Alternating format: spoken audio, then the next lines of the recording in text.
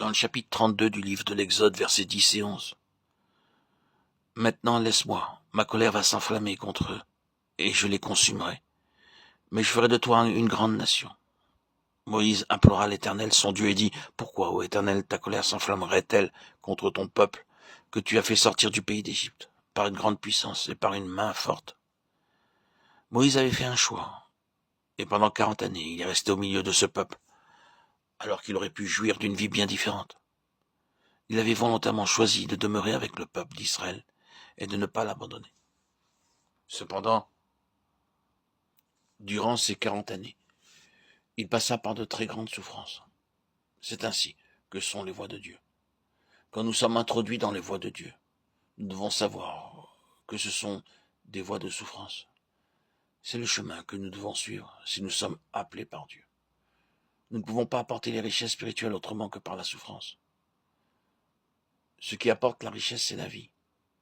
La vie est libérée par la croix, et la croix nous introduit dans les voies de Dieu pour nous apprendre à mourir à nous-mêmes.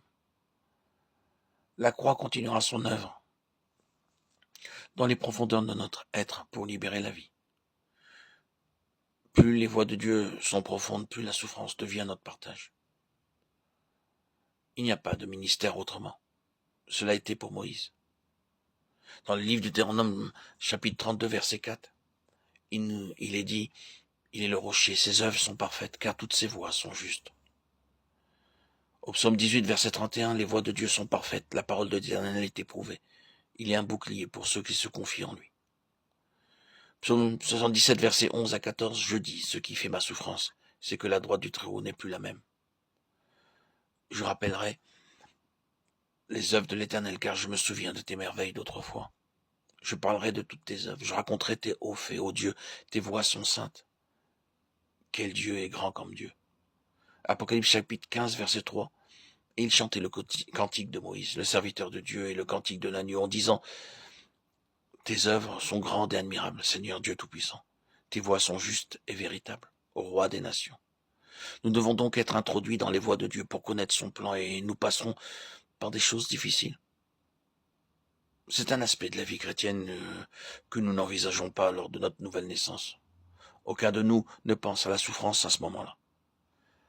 Mais il en sera ainsi si nous nous donnons à Dieu et si nous nous consacrons au Seigneur pour devenir de véritables lévites.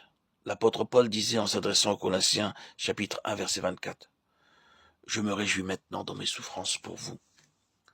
Et ce qui manque aux souffrances de Christ, je l'achève en ma chair pour son corps qui est l'Église. » En d'autres termes, ce verset veut dire que nous avons part aux souffrances de Christ.